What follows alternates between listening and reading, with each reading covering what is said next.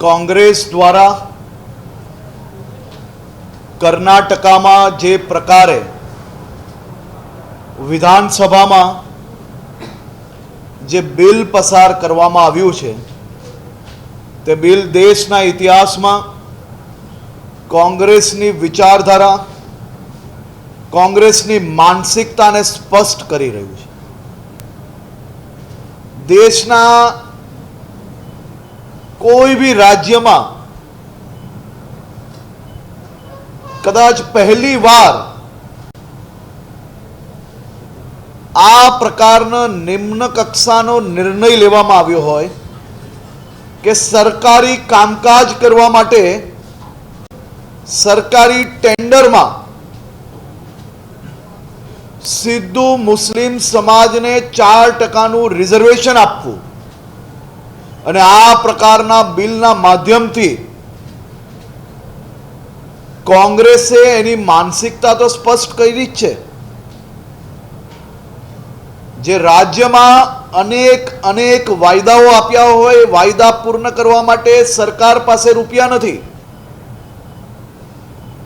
પરંતુ ચોક્કસ સમાજને લાભ કરાવવા માટે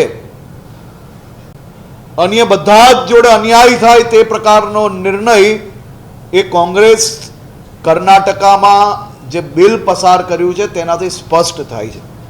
અને તે જ માનસિકતાથી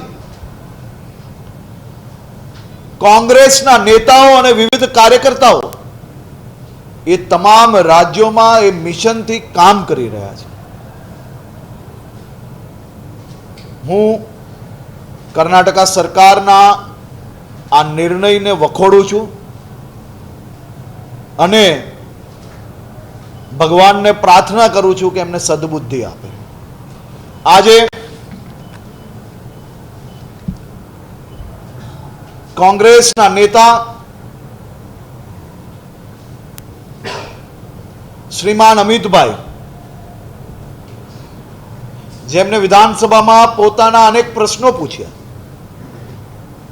પોતાના પ્રશ્ન, પોતાનું ભાષણ લાંબુ રાખવું અને એના પછી જાણી જોઈને મહત્વના પ્રશ્નોના જવાબ ના આપી શકાય અને વિધાનસભાના સમય પૂર્ણ થયા પછી કોંગ્રેસના આ નેતા દ્વારા જે ગુનેગારો, જે ટપોરીઓ કે મારા રાજ્યના સામાન્ય નાગરિકોને હેરાન કરે તેમના જે વરઘોડાઓ નીકળે છે એની સામે હેરાનગતિ જેમને સ્પષ્ટ કરી છે। બીજા એક ધારાસભ્યએ આવા ગુનેગારો જે રાજ્યના સામાન્ય નાગરિકોના હિત માટે આરક્ષિત રાખેલી જગ્યાઓ પર ઇલીગલ કન્સ્ટ્રક્શન જે તોડવામાં આવે એની સામે દુઃખ વ્યક્ત કર્યું। તેનાથી સ્પષ્ટ નજરે પડી રહ્યું છે કે આવા ગુનેગારો પર જ્યારે કડક પગલાં ભરાય અને એ પગલાંને કઈ રીતે વિરોધ કરવો, એ પગલાંને એમ ખેમ રીતે પ્રસ્તુત કરીને વિરોધ કરીને પોલીસને આ પ્રકારના મજબૂત પગલાં લેતા રોકવાનો આ સ્ટેટમેન્ટોથી 100% પ્રૂવ થઈ રહ્યું છે। ખાસ કરીને સુરતની વાત કરી, સુરત સિટી અને મહાનગરોની અગર વાત કરીએ તો મારે એક આંકડો ગુજરાતની જનતા સામે મૂકવો છે। ગુનો બન્યો, અનેક જગ્યા પર અનેક ગુનાઓ બન્યા। સમાજ જીવનમાં જ્યારે આ પ્રકારના ગુના બને તો એવા ગુનાઓની પાછળ ગુનેગારોને સીધા કરી લેવાનો એ સંકલ્પ પોલીસ પાસે કામગીરી કરાવી રહ્યા છે। પરંતુ જે સુરતને બદનામ કરવાનો કોંગ્રેસે ખાસ કરીને એક મિશન હાથમાં લીધું છે, એનસીઆરબીના ડેટા પ્રમાણે જે આઈપીસી કલમના કેસો જે દાખલ થાય છે એ કેસોમાં 1 લાખ જનસંખ્યાના આધારે કેટલા કેસો તો સુરતમાં 1 લાખની જનસંખ્યાની સામે 215 કેસ, દિલ્હીમાં 1832 કેસ, કેરલામાં 626 કેસ, બેંગલુરુ કર્ણાટકાની અંદર 337 કેસ, મુંબઈ મહારાષ્ટ્રની અંદર 376 કેસ, હૈદરાબાદ તેલંગાણાની અંદર આ જ પ્રકારના 266 કેસ, એની સામે ગુજરાતના સુરતની અંદર 215 કેસ, જેમાંથી મોટા ભાગના કેસો એ ચીટિંગના અને બીજા પ્રકારની જે ઘટના ઇન્ડસ્ટ્રીઝ જોડે લાગતી હોય, ઇન્ડસ્ટ્રીયલ વેપારની લાગતી હોય, એવા કિસ્સાઓ બી આની અંદર સમાવેશ થાય છે. મેટ્રોપોલિટન સિટીઓની અંદર જે ઘટનાઓ બને છે એ ઘટનાઓ જોડે જોડે એ લોકોને જે ન્યાય અપાવવાની કામગીરી છે, એમાં ગુજરાત દેશમાં સર્વપ્રથમ રાજ્ય છે જે ફાસ્ટ ટ્રેક કોર્ટ દ્વારા ઝડપથી ન્યાય અપાવવા માટે અનેક દાખલાઓ આપ સૌની સામે એ પુરવાર કરે છે કે ગુજરાત ઝડપથી ન્યાય અપાવવામાં આપણું રાજ્ય દેશમાં સર્વપ્રથમ રાજ્ય છે. સુરત શહેરના જે કિસ્સાઓ એમને કીધું વધી ગયા છે, તો આઈપીસી કલમના હિસાબે જ આપણે જોઈએ તો 2020ની અંદર 33,824 કેસો દાખલ થયેલા, 2021ની અંદર 32,097 થયેલા અને 2023માં 11,499 કેસો દાખલ થયા છે, જે બીજા વર્ષો કરતાં ઓછા છે. પરંતુ આ કેસો બી કઈ રીતે ઘટે તે દિશામાં કામગીરી કરવા માટે સુરત પોલીસ અને ગુજરાત પોલીસ મક્કમતાથી કામગીરી કરશે અને કરવી જ પડશે. રાજ્યના પ્રત્યેક નાગરિકોને નાની મોટી કોઈ બી પ્રકારની તકલીફ થાય, સાહેબ તમે આ જ પ્રકારના વિડીયો એ અનેક રાજ્યના જોયા હશે, પરંતુ આ પ્રકારના એક્શન મિનિટોની અંદર લેતા કદાચ ગુજરાત રાજ્ય એકમાત્ર રાજ્ય હશે કે કલાકોની અંદર બધા ગુનેગારોને પકડવા માટે ટીમ બને, ગુનેગારો પકડાઈ જાય અને ગુનેગારો ભવિષ્યની અંદર આ પ્રકારનો ગુનો ના કરે તે માટે કડકમાં કડક પગલાં ભરવામાં આવે. આ પ્રકારના ગુનેગારોને રોકવા માટે પ્રિવેન્શન એક્શનો બી લેવાયેલા છે. આ જ ગુનેગારને 3 વાર પાસા હેઠળ અંદર નાખવામાં આવ્યો છે, પરંતુ આપ સૌ લોકો જાણો છો ક્યાંક ને ક્યાંકથી આ કાયદાની આટીગુટીમાં કોર્ટમાંથી જામીન મેળવવામાં આ લોકોને સફળતા પ્રાપ્ત થઈ, હજી તો પાસામાંથી છૂટીને જ આવ્યા છે.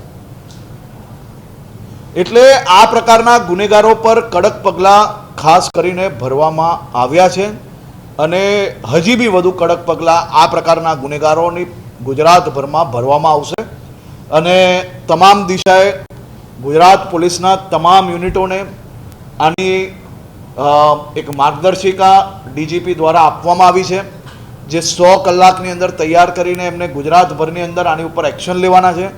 આજે હું પોતે બી સાંજે 4 વાગે એક રિવ્યૂ બેઠક લેવાનો છું અને રિવ્યૂ બેઠકની અંદર આ બાબતની કામગીરીનું નિરીક્ષણ કરવાનું છું. સંપૂર્ણ જે કામગીરી છે એ લેટરમાં લખેલી જ છે, એ લેટર બી ઓફિશિયલ બધાને મળેલો જ છે, એટલે એ જ પ્રકારે કામગીરી ચાલુ છે. કાયદાનું જે કામ છે એની ઉપર કોઈ બી પ્રકારના સ્ટેટમેન્ટ આપવા એ યોગ્ય નથી, કારણ કે કાયદો કાયદાનું કામ કરે છે, ન્યાયપાલિકા ન્યાયપાલિકાનું કામ કરે છે, પણ અમારી જવાબદારી છે પ્રિવેન્શન એક્શન લેવાની, ને પ્રિવેન્શન એક્શન સંપૂર્ણપણે ગંભીરતાપૂર્વક લેવામાં આવશે જરૂરથી. અને આ બાબતની બી તપાસ તમામ દિશાએ ચાલી રહી છે, કોઈ બી એક એજન્સી આ બાબતની તપાસો નથી કરતી. અને આ પ્રકારના જે પોલીસના કોઈ બી જવાનો આવા લોકો જોડે જો બેસેલા કોઈ બી પ્રકારનો સંપર્ક મળશે તો એમને બી નોકરીથી હાથ ધોવો પડશે. કે પ્રિવેન્શન એક્શન એટલે પોલીસે જે ગુનેગાર છે, કાયદામાં આખા દેશની અંદર જે છૂટ મળી છે એ છૂટમાં આ પ્રકારના ગુનેગારોને તમારે પાસામાં નાખવાના હોય છે. તો આ પ્રકારના ગુનેગારોને પાસામાં નાખવાની કામગીરી પોલીસ બરાબર કરે છે કે નહીં એ જોવાની હોય છે. અને આવા ગુનેગારોને જો પાસામાં સમયસર ઢકેલી લેવામાં આવે તો પોલીસની એ જ કામગીરી છે. પરંતુ હું એવું માનું છું કે એ લોકો જે ભાષામાં સમજે એ ભાષામાં પોલીસને સમજ છે કઈ રીતે કામ કરવાની, અને એ દિશામાં ગુજરાત પોલીસને સંપૂર્ણ સૂચના છે કે કોઈ બી ગુનેગાર એને કંટ્રોલમાં રાખવા માટે, ગુનો પોતાના વિસ્તારમાં ના બને તેની સંપૂર્ણ જવાબદારી એ લોકલ પોલીસ સ્ટેશનની છે ને ગંભીરતાપૂર્વક આવા ગુનેગારો પર પગલાં ભરવાના.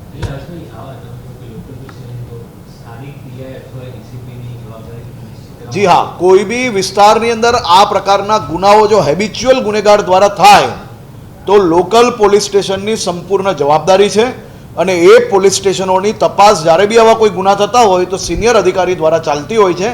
અહીંયા બી આ તમામ ગુનેગારોના કોઈની બી જોડે સંપર્ક છે કે નહીં, જો અવારનવાર કોઈને મળતા હોય કોઈ પોલીસ જોડે કે પોલીસના કોઈ લાગતા વળગતા લોકો જોડે આ લોકોના સંપર્ક હશે તો બી જરૂરથી એ લોકો પર પગલાં ભરવામાં આવશે.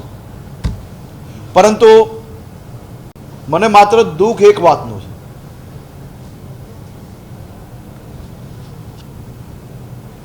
ઘટના પર ટીકા જરૂરથી હોવી જોઈએ. ઘટના બને તો ચૂંટાયેલા પ્રતિનિધિઓ એની પર ટીકા કરવી જ જોઈએ. પરંતુ આવો તો કેવો ડર સતાવે છે કે ગુનેગારો પર કડક પગલાં જે ભરાયા છે તેની ટીકા કરવામાં વ્યસ્ત છે આ નેતાઓ. શું આ પ્રકારના ગુનેગારો જે રાજ્યના નાગરિકોના હિતમાં સુરક્ષિત રખાયેલી જગ્યાઓ પર કબજો કરે તો એ ખાલી કરાવવો કે નહીં કરાવવો? શું આ પ્રકારના ગુનેગારો પર કડક પગલાં ભરવા કે નહીં ભરવા? ગુનેગાર કોઈ બી સમાજનો નથી હોતો, ગુનેગારનો કોઈ સમાજ નથી હોતો. ગુનેગાર કોઈ બી હોય એની ઉપર કડક પગલાં ભરવા જ જોઈએ અને આનાથી બી વધુ કડક પગલાં ભરવામાં આવશે.